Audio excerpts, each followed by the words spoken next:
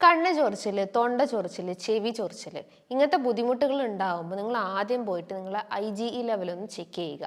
Allergy നല്ലോണം കൂടിയിട്ടുള്ള കേസസിലൊക്കെയാണ് നമുക്ക് ഈ ചൊറിച്ചിലും അതേപോലെ തന്നെ കഫക്കെട്ടും പ്രശ്നങ്ങളും കാണിക്കുന്നത്.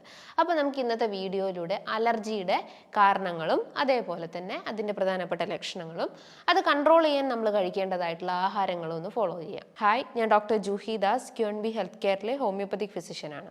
അലർജി എല്ലാവർക്കും കോമൺ ആണ്. അതിപ്പോൾ സ്കിന്നിലാവാം, റെസ്പിറേറ്ററി ഏരിയാസിലാവാം, പല ഭാഗങ്ങളിലായിട്ട് നമുക്ക് അലർജി വരാം. അപ്പോൾ സ്കിന്നിലൊക്കെ ആണെങ്കിൽ നമ്മൾ യൂഷ്വലി സ്കിൻ കംപ്ലയിൻസ് ആക്കി നമ്മൾ അതിന് ഓരോ പേരിട്ട് വിളിക്കും. ഡെർമറ്റൈറ്റിസ് അതൊരു ടൈപ്പ് ഓഫ് അലർജിയാണ്.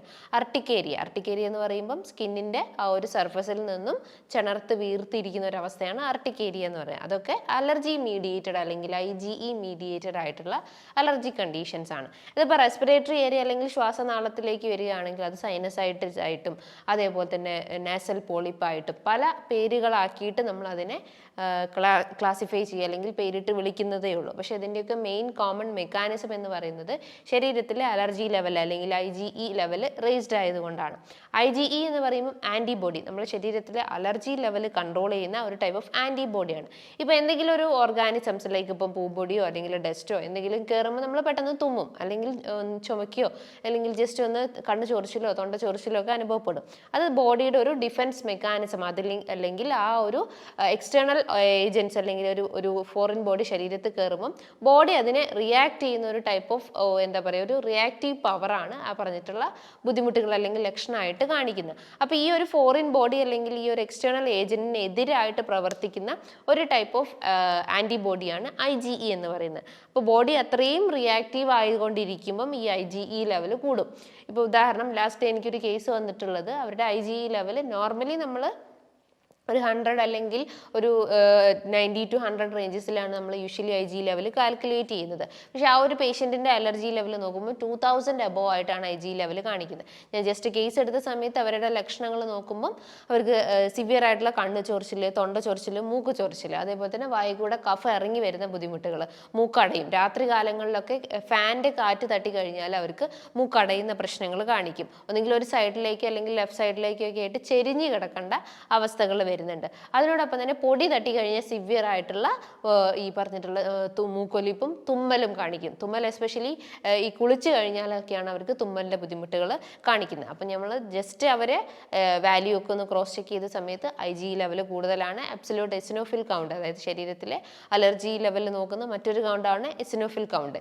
ഇതും രണ്ടും ആ ഒരു വ്യക്തികളിൽ റേസ്ഡ് ആണ്. അപ്പം ഞാൻ അവരുടെ പിന്നെയും ഡീറ്റെയിൽ ആയിട്ട് ഹിസ്റ്ററി എടുത്ത് നോക്കിയ സമയത്ത് അവർക്ക് ഫാമിലി ഹിസ്റ്ററി ഉണ്ട്. അവരുടെ പാരൻസിനും ഗ്രാൻഡ് മദറിനും അതേപോലെ തന്നെ സിസ്റ്റേഴ്സിനും ഒക്കെ ഈ പറഞ്ഞിട്ടുള്ള അലർജി പ്രശ്നങ്ങൾ കാണിക്കുന്നുണ്ട്. അപ്പോൾ നമുക്ക് ഇതിൽ നിന്ന് എന്ത് മനസ്സിലാക്കാം? ഇതിൻ്റെ ഒരു കോസ് അല്ലെങ്കിൽ കാരണങ്ങൾ എന്ന് പറയുമ്പോൾ ഫാമിലി ഹിസ്റ്ററിയാണ്. അതായത് ഗ്രാൻഡ് പാരൻസിനോ നമ്മൾ മറ്റുള്ള ആർക്കെങ്കിലും റിലേറ്റീവ്സിനോ ഒക്കെ ഈ ഒരു അലർജി പ്രശ്നങ്ങൾ ഉണ്ടെങ്കിൽ പ്രോമിനൻ്റ് ആയിട്ട് അലർജി ലെവൽ കൂടാവുന്നതാണ്. സെക്കൻഡ് തിങ്, നിങ്ങൾക്ക് ഈ ലക്ഷണങ്ങൾ കാണിക്കുന്നുണ്ടെങ്കിൽ നിങ്ങളുടെ ശരീരം ഇമ്മ്യൂണിറ്റി ലെവൽ വളരെ കുറവാണ് അല്ലെങ്കിൽ ലോ ലെവൽ ഓഫ് ഇമ്മ്യൂണിറ്റി ആണെന്ന് മനസ്സിലാക്കാം. അപ്പോൾ ഇമ്മ്യൂണിറ്റി ബൂസ്റ്റപ്പ് ചെയ്യുന്ന ആഹാരങ്ങൾ നന്നായിട്ട് കൂട്ടിയെടുക്കുക. പിന്നെ നിങ്ങൾക്ക് സിവിയർ ആയിട്ടുള്ള മൂക്കൊലിപ്പും തൊണ്ട ചൊറിച്ചിലും ഒക്കെ ഉണ്ടെങ്കിൽ അത് ഒരു പക്ഷേ ഈ നേസൽ പോളിപ്പ്, മൂക്കിൽ ദശ വളർച്ച കൊണ്ടും നമുക്ക് മൂക്കടപ്പും ജലദോഷവും കഫക്കെട്ടും കാണിക്കാവുന്നതാണ്. അതിനോടൊപ്പം തന്നെ നിങ്ങളെ ശരീരത്തിൽ ഡെഫിഷ്യൻസീസ് വരികയാണെങ്കിൽ ഇപ്പം വൈറ്റമിൻ ഡിയോ വൈറ്റമിൻ B12 അങ്ങനെ എന്തെങ്കിലും deficiency, vitamin D, allergy, thyroid, ഇത് മൂന്നും ഒരു ചെയിൻ പോലെ നമ്മൾ ശരീരത്തിൽ കൺട്രോൾ ചെയ്യുന്നതാണ്. അപ്പം ഇതിൽ ഏതെങ്കിലും ഒരു ഫാക്ടർ ശരീരത്തിൽ റെഡ്യൂസ്ഡ് ആണെങ്കിൽ, ഇംബാലൻസ്ഡ് ആണെങ്കിൽ അത് ഡയറക്റ്റ്ലി പറഞ്ഞിട്ടുള്ള അലർജി ലെവലിനെ ബാധിക്കാവുന്നതാണ്.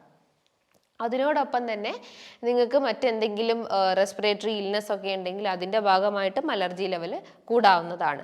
ഇപ്പം നമ്മുടെ സ്കിന്നിൻ്റെ സെൻസിറ്റീവ് അനുസരിച്ചിട്ടാണ് ഈ അലർജീനെ നമ്മൾ പറയുന്നത്. ഇപ്പോൾ ചിലർക്ക് ചെറിയൊരു പൊടി തട്ടി കഴിഞ്ഞാൽ തന്നെ ചൊറിച്ചിൽ അനുഭവപ്പെടും. അതേപോലെ തന്നെ ചിലർക്കൊരു എന്തെങ്കിലും ഒരു പെയിൻറ്റോ അല്ലെങ്കിൽ എന്തെങ്കിലും സ്മെല്ല് അടിച്ചു കഴിഞ്ഞാൽ ചിലർക്ക് തുമ്മലുണ്ടാവും, ജലദോഷം ഉണ്ടാവും. ചിലർക്ക് ചില വെജിറ്റബിൾസിനോട് കോണ്ടാക്ട് വന്നു കഴിഞ്ഞാൽ ബോഡി ഓവറായിട്ട് റിയാക്ട് ചെയ്യും. അതേപോലെ ചില ഫ്ലവേഴ്സ് തൊട്ട് കഴിഞ്ഞാൽ അല്ലെങ്കിൽ ചിലർക്ക് ഡ്രസ്സ് ഇട്ട് കഴിഞ്ഞാൽ, പുതിയ ഡ്രസ്സൊക്കെ ഇടുന്ന സമയത്ത് അതിൻ്റെ പൊടി തട്ടിയിട്ട് തുമ്മലായിട്ട് പ്രസൻറ്റ് ചെയ്യാവുന്നതാണ്. അപ്പം ഇതിൻ്റെ ലക്ഷണങ്ങൾ തന്നെ ഞാൻ ഓൾറെഡി ഇതിൽ ഈ ഒരു സെഷൻസിലൂടെ പറഞ്ഞു കഴിഞ്ഞു. ഇനിയിപ്പോൾ നമ്മൾ സിവിയർ ആയിട്ടുള്ള ലക്ഷണങ്ങൾ കാണിക്കുകയാണെങ്കിൽ ചിലർക്ക് ശ്വാസം മുട്ടലായിട്ട് കാണിക്കും. ഇപ്പം ചില ഫുഡൊക്കെ കഴിച്ചു കഴിഞ്ഞാൽ, ഇപ്പം ഷെൽഡ് ആയിട്ടുള്ള ഫിഷസ് ഒക്കെ കഴിക്കുമ്പം, ചെമ്മീൻ, കടുക്ക, കല്ലുമ്മക്കായ് അങ്ങനത്തെ എന്തെങ്കിലും ഷെൽഡ് ഫിഷസ് ഒക്കെ കഴിക്കുന്ന സമയത്ത് അവർക്ക് ഒരു ഫുഡ് അലർജി പോലെ കാണിക്കാം. ലൈക്ക് ഇപ്പം ശരീരം മുഴുവൻ തടിച്ച് വീർത്തിരിക്കും, അതേപോലെ തന്നെ ചൊറിച്ചിൽ അനുഭവപ്പെടും. അത് ഫുഡ് റിലേറ്റ് ചെയ്തിട്ടുള്ള അലർജീസ് എന്ന് പറയും. ചിലർക്ക് ഈ പാലൊക്കെ കുടിച്ചു കഴിഞ്ഞാൽ ലാക്ടോസ് ഇൻടോളറൻസ് എന്നുള്ള രീതിയിലുള്ള ഒരു ടൈപ്പ് ഓഫ് അലർജി കാണിക്കാവുന്നതാണ്. ചിലർക്ക് ഗ്ലൂട്ടൻ അലർജി ഉണ്ടാവും. ഇപ്പോൾ ഗോതമ്പ്, ആട്ട, മൈദ, റവ അങ്ങനത്തെ ആഹാരങ്ങളൊക്കെ കഴിക്കുമ്പം വയറ് സംബന്ധമായിട്ടുള്ള ഒരു ടൈപ്പ് ഓഫ് അലർജി ക്രിയേറ്റ് ചെയ്യുക. അപ്പം നമ്മുടെ ശരീരം ഓൾമോസ്റ്റ് എല്ലാത്തിനോടും ഒരു സെൻസിറ്റീവ് ക്യാരക്ടർ അല്ലെങ്കിൽ സെൻസിറ്റീവ്നെസ് കാണിക്കുന്നതാണ്. അപ്പം നമ്മൾ അതിനെ നമ്മളെ ബോഡീനെ തന്നെ നമ്മൾ ഫോക്കസ് ചെയ്യണം, അല്ലെങ്കിൽ നമ്മളെ ബോഡീനെ നമ്മൾ അനലൈസ് ചെയ്യുക, ഒബ്സർവ് ചെയ്യുക. എന്തിനോടാണോ നമ്മളെ ബോഡി ഈ സെൻസിറ്റീവ്നെസ് കാണിക്കുന്നത്. ഇപ്പോൾ ഡസ്റ്റ് ആവാം, അല്ലെങ്കിൽ മറ്റെന്തെങ്കിലും ഫാക്ടേഴ്സ്.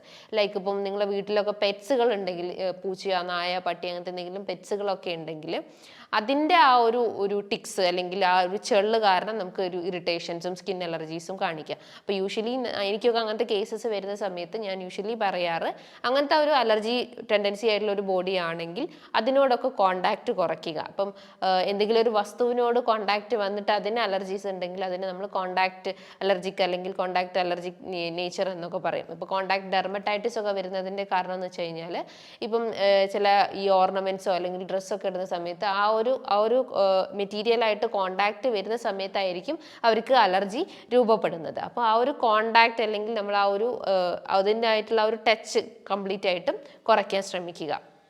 അപ്പം നമ്മളെ ബോഡി എന്തിനാണോ സെൻസിറ്റീവ് ആയിട്ടുള്ളത് അതിൻ്റെ ആ ഒരു എക്സ്പോഷർ നമ്മൾ കംപ്ലീറ്റ് ആയിട്ടും കട്ട് ചെയ്ത് കൊണ്ടുവരാൻ ശ്രമിക്കുക. ഇനിയിപ്പോൾ അതിൻ്റെ ലക്ഷണങ്ങൾ നോക്കുമ്പോൾ നമുക്ക് ആ ലക്ഷണങ്ങൾക്ക് അനുസരിച്ച് അതിൻ്റെ ട്രീറ്റ്മെൻറ്റ്സ് ഫോളോ ചെയ്യാം. അപ്പോൾ നെസൽ പോളിപ്പിൻ്റെ ഭാഗമായിട്ട് നമുക്ക് തുമ്മലും മൂക്കൊലിപ്പ്, ജലദോഷമൊക്കെ വരുന്നതാണെങ്കിൽ അതിനെ നമുക്ക് ട്രീറ്റ് ചെയ്ത് കൊണ്ടുവരാവുന്നതാണ്.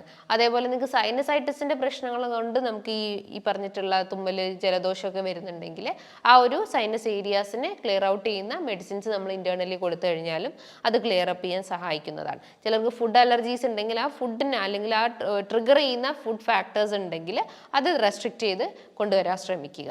എന്താണ് നമ്മുടെ ശരീരത്തിന് അലർജിക് ആയിട്ടുള്ളത് അതിൽ നിന്ന് നമ്മളൊരു പ്രിവെൻറ്റീവ് മെഷർ ഫോളോ അപ്പ് ചെയ്യേണ്ടതാണ്.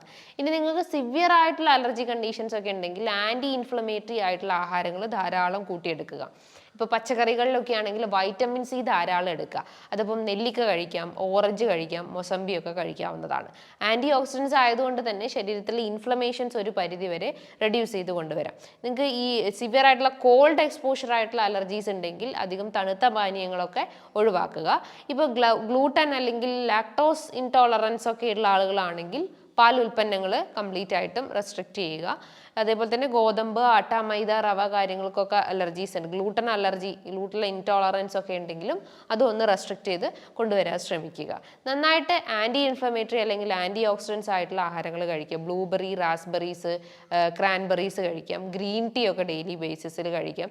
ജിഞ്ചർ, അതേപോലെ തന്നെ ഹണി, പെപ്പർ, ടെർമറിക്, ഇത് മൂന്നും നിങ്ങളുടെ ഭക്ഷണത്തിൽ ഡെയിലി ഇതിൽ ഉൾപ്പെടുത്തി കഴിഞ്ഞാൽ സിവിയർ ആയിട്ടുള്ള അലർജീസ് റെഡ്യൂസ് ചെയ്ത് കൊണ്ടുവരാം. റെസ്പിറേറ്ററി റിലേറ്റ് ചെയ്തിട്ടുള്ള കഫിൻ്റെ പ്രശ്നങ്ങളൊക്കെ ഉണ്ടെങ്കിൽ നിങ്ങൾക്ക് ഹോം റെമഡീസ് ആയിട്ടുള്ള ഈ പറഞ്ഞിട്ടുള്ള ഹണി, അതേപോലെ തന്നെ പെപ്പർ പൗഡർ, ടെർമറിക് പൗഡറും ജിഞ്ചറിൻ്റെ ഒരു പേസ്റ്റ് എടുത്തിട്ട് മിക്സ് ചെയ്തിട്ട് നമ്മൾ വെറും വയറ്റിൽ കഴിക്കുക. ആഴ്ചയിൽ ഒരു 3 ദിവസം ഈ ഒരു മെത്തേഡ് ഫോളോ ചെയ്യുക. അത് ആ ഒരു റെസ്പിറേറ്ററി പാത്വേസിൽ ഉണ്ടാകുന്ന അലർജീസ് റെഡ്യൂസ് ചെയ്ത് കൊണ്ടുവരാൻ ഹെൽപ്ഫുൾ ആയിട്ടുള്ളതാണ്. അതിനോടൊപ്പം തന്നെ കൂടുതൽ ഫൈബർ അടങ്ങിയിട്ടുള്ള ആഹാരങ്ങൾ കൂട്ടിയെടുക്കുക. കൂടുതൽ ചൂടേറിയ ആഹാരങ്ങൾ തന്നെ നന്നായിട്ട് കഴിക്കാൻ ശ്രമിക്കുക. ദെൻ ഈ പറഞ്ഞുള്ള തണുത്ത പാനീയങ്ങൾ കംപ്ലീറ്റ് ആയിട്ടും റെസ്ട്രിക്റ്റ് ചെയ്യുക. സിവിയറായിട്ടുള്ള മൂക്കൊലിപ്പ്, മൂക്കടപ്പിൻ്റെ പ്രശ്നങ്ങളൊക്കെ ഉണ്ടെങ്കിൽ ഇടയ്ക്കൊന്ന് ആവി പിടിക്കുന്നതും നല്ലതാണ്. അത് ഒരു റെസ്പിറേറ്ററി എയർവേസ് ക്ലിയർ ചെയ്യാനും മ്യൂക്കസ് സെക്രീഷൻസ്, ഓവർ പ്രൊഡക്ഷൻസ് ഒക്കെ ഉണ്ടെങ്കിൽ റെസ്ട്രിക്റ്റ് ചെയ്ത് കൊണ്ടുവരാവുന്നതാണ്. നിങ്ങൾക്ക് നെഞ്ചിലും അതേപോലെ തന്നെ ഈ ഒരു മൂക്കിൻ്റെ ഭാഗത്തും തലയുടെ ഭാഗത്തും ഒക്കെ ഒരു കഫം കെട്ടിക്കിടക്കുന്ന അല്ലെങ്കിൽ ഒരു ഹെവിനെസ് ഫീൽ ചെയ്യുന്നുണ്ടെങ്കിൽ നിങ്ങൾക്ക് വീട്ടിൽ കുറച്ച് കോക്കനട്ട് ഓയിൽ എടുക്കുക. അതിലേക്ക് ഒരു 1-2 കർപ്പൂരം നന്നായിട്ട് മിക്സ് ചെയ്തിട്ട് ഒന്ന് ഡബിൾ ബോയിൽ ചെയ്യുക.